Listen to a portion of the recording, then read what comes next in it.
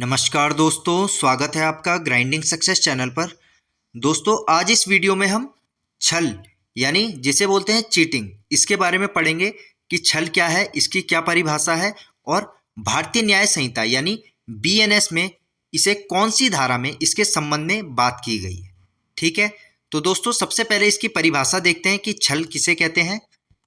इसकी परिभाषा है सबसे पहले, जो कोई किसी अन्य व्यक्ति से प्रवंचना यानी धोखा करता है और उस व्यक्ति को जिसे इस प्रकार से प्रवंचित किया गया है उससे कपटपूर्वक या बेईमानी से उसे उत्प्रेरित करता है कि वह किसी संपत्ति को किसी को परिदत्त कर दे। परिदत्त का मतलब होता है दोस्तों किसी को कोई चीज़ सौंप दे या किसी को कोई चीज़ दे दे, या यह सहमति दे दे कि कोई व्यक्ति उस संपत्ति को रखे, या उस व्यक्ति को उत्प्रेरित करता है कि वह कोई कार्य करे या करने का लोभ करे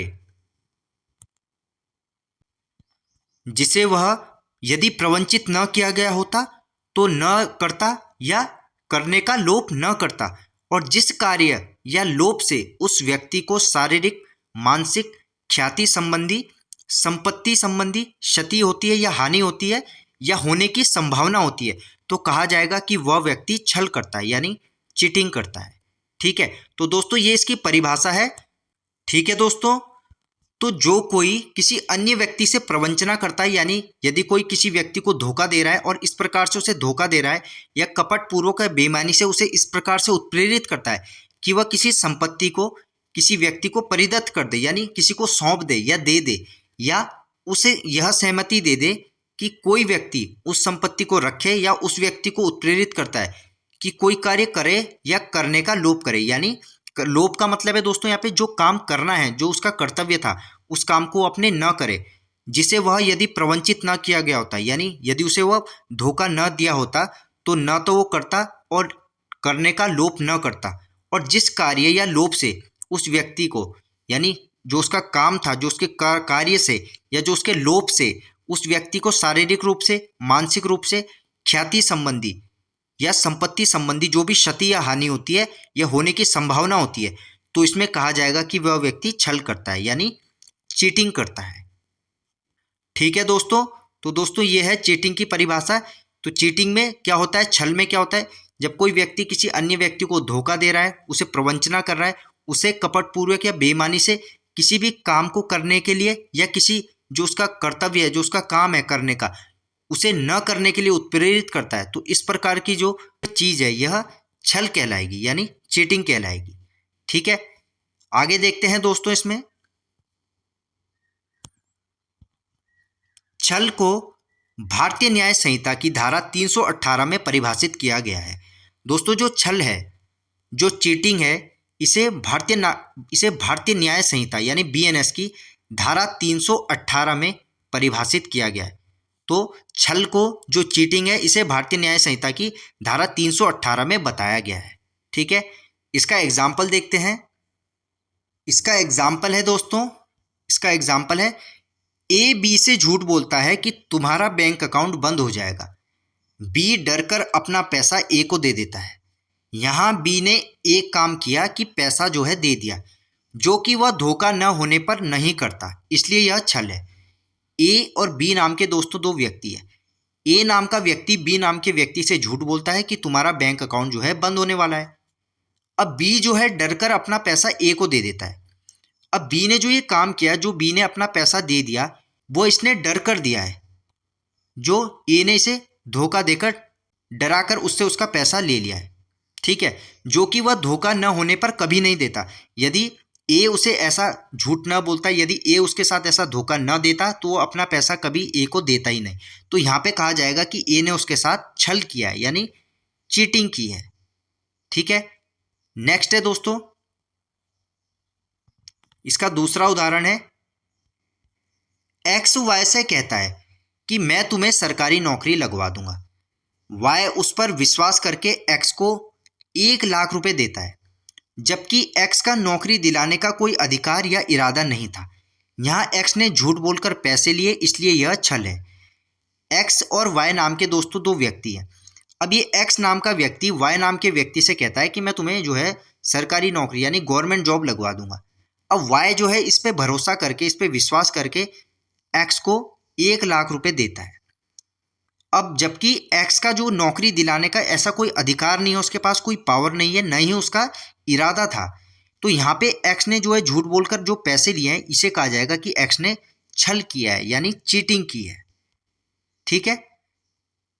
अब दोस्तों इसका स्पष्टीकरण देखते हैं। इसके स्पष्टीकरण में दिया है, किसी तथ्य को बेईमानी से छिपाना भी इस धारा के अंतर्गत प्रवंचना यानी धोखा माना जाता है। तो किसी भी तथ्य को, किसी भी फैक्ट को बेईमानी से छिपाना भी इस धारा के अंतर प्रवंचना यानी धोखा कहा गया है। ठीक है। अब दोस्तों इसका दृष्टांत समझते हैं, इसका इलस्ट्रेशन।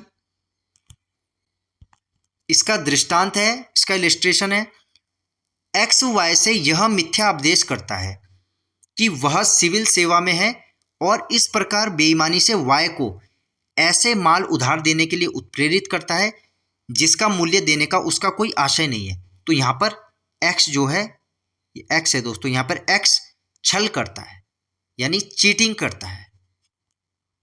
ठीक है। तो दोस्तों एक्स और वाई नाम के दो व्यक्ति हैं। अब एक्स वाई से यह मिथ्या उपदेश करता है। उपदेश का मतलब होता है दोस्तों झूठा कारण बताना या बहाना बनाना।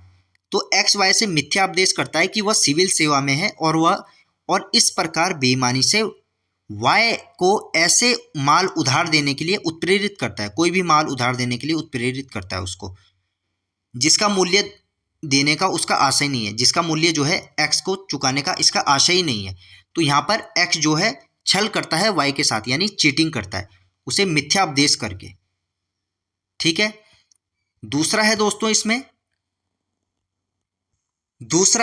इसमें ए किसी वस्तु पर कूटकृत चिन्ह लगाकर बी को यह विश्वास कराता है कि वह वस्तु किसी प्रसिद्ध विनिर्माता द्वारा बनाई हुई है और इस प्रकार बेईमानी से बी को उसे खरीदने के लिए उत्प्रेरित करता है। ए ने छल किया है, यहाँ पे ए छल करता है। ए दोस्तों कोई व्यक्ति है, इसने किसी वस्तु पर कूटकृत चिन्ह लगाकर, कूटकृत चिन्ह का मतलब होता है दोस्तों काउंटरफेट मार्क यानी नकली जाली मार्क लगाकर बी को यह विश्वास कराता है कि ये जो वस्तु है ये किसी प्रसिद्ध विनिर्माता यानी सेलिब्रेटेड मैन्युफैक्चरर द्वारा बनाई हुई है और इस प्रकार बी को उसे खरीदने के लिए उत्प्रेरित करता है। तो यहाँ पे ए छल करता है यानी चीटिंग करता है। ठीक है। दूसरा है दोस्तों इसमें ए बी को किसी वस्तु का नमूना दिखाकर यह विश्वास कराता है कि उस वस्तु का पूरा माल उस नमूने के समान है और इस प्रकार कपटपूर्वक बी को उस वस्तु को खरीदने के लिए उत्प्रेरित करता है। ए छल करता है, ए जो है छल करता है यानी चीटिंग करता है। ए दोस्तों कोई व्यक्ति है, इसने बी को किसी भी चीज़ का नमूना दिखाया, किसी भी सामान का नमूना दिखाया या सैंपल दिखाया। तो ए विश्वास कराता है बी को किसी भी चीज़ का नमूना या सैंपल दिखा के कि उस वस्तु का पूरा माल इस नमूने के समान है यानी इस सैंपल के समान है और इस प्रकार जो है कपटपूर्वक बी को उस वस्तु को खरीदने के लिए उत्प्रेरित कर देता है।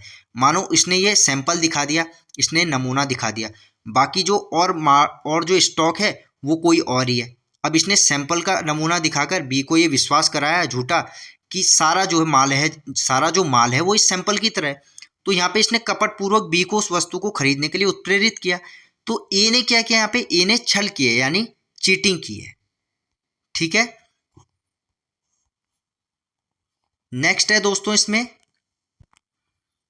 इसका एक्स ऐसे नगों को जिनको वह जानता है कि वे हीरे नहीं है, हीरों के रूप में गिरवी रखकर वाई से प्रवंचना करता है और उसके द्वारा धन उधार देने के लिए वाई को बेईमानी से उत्प्रेरित करता है।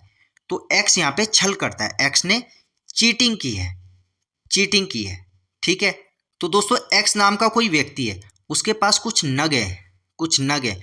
अब जिन नगों को वह जानता है कि वे हीरे नहीं है, लेकिन वह उन नगों को हीरे के रूप में गिरवी रखकर वाई से प्रवंचना करता है यानी वाई को धोखा देता है, वाई से धोखा करता है और उसके द्वारा धन उधार देने के लिए वाई को बेईमानी से उत्प्रेरित करता है। तो यहाँ पे एक्स ने छल किया है यानी चीटिंग की है। ठीक है। अब देखते हैं दोस्तों इसमें दंड का क्या प्रावधान है छल के संबंध में। अब है दोस्तों इसमें दंड, पनिशमेंट। तो छल के संबंध में, छल के मामले में या चीटिंग के मामले में दंड का क्या प्रावधान है।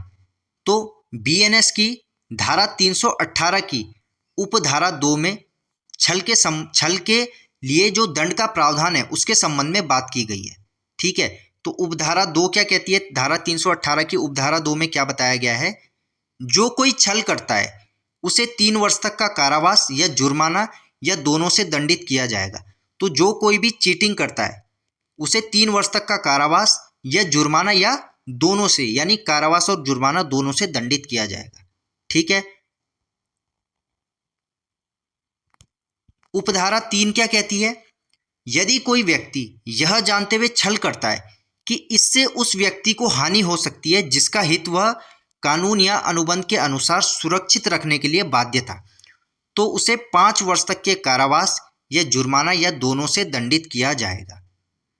ठीक है दोस्तों, तो दोस्तों ऐसा कोई भी व्यक्ति यह जानते हुए जो छल करता है कि इससे उस व्यक्ति को हानि हो सकती है जिसका जो है वह हित वह कानून या अनुबंध के अनुसार सुरक्षित करने के लिए बाध्य था, ऐसा कोई व्यक्ति जो किसी का हित करने के लिए कानूनन या अनुबंध के अनुसार सुरक्षित रखने के लिए बाध्य है, तो उसे, यदि वह छल करता है तो उसे 5 वर्ष तक का कारावास या जुर्माना या दोनों से दंडित किया जाएगा।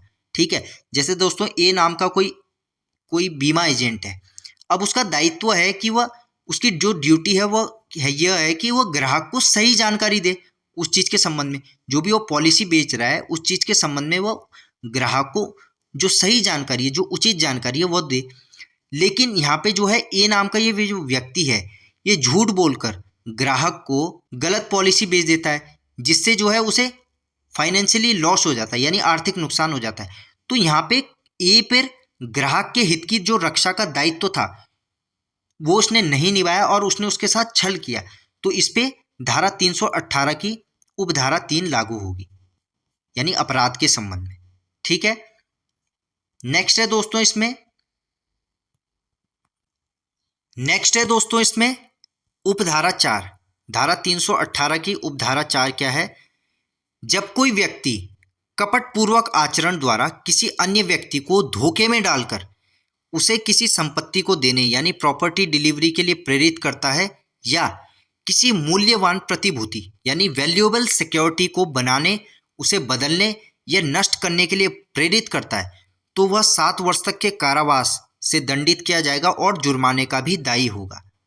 ठीक है, तो जब कोई व्यक्ति कपटपूर्वक आचरण द्वारा किसी अन्य व्यक्ति को धोखे में डालकर उसे किसी संपत्ति को यानी प्रॉपर्टी डिलीवरी के लिए उसे प्रेरित करता है या किसी जो मूल्यवान प्रतिभूति है यानी वैल्यूएबल जो सिक्योरिटी है इसको बनाने के लिए, इसको बदलने के लिए या इसे नष्ट करने के लिए प्रेरित करता है, तो वह 7 वर्ष तक के कारावास से दंडित किया जाएगा और उसे जुर्माने का भी दायी होगा। ठीक है, और उसे जुर्माना भी देना पड़ेगा, तो 7 वर्ष तक का कारावास, इससे दंडित और प्लस जुर्माना।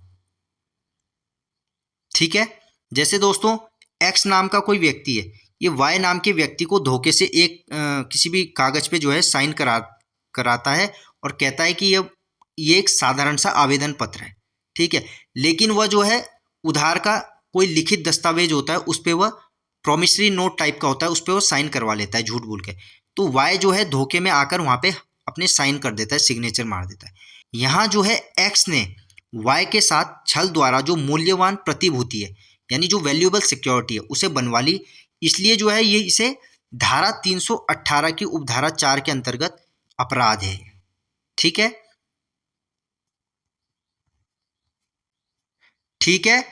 ठीक है दोस्तों, तो दोस्तों ये था छल यानी चीटिंग और उसकी महत्वपूर्ण धारा। मिलते हैं दोस्तों आपसे ऐसी ही एक और वीडियो में एक नए टॉपिक के साथ। धन्यवाद।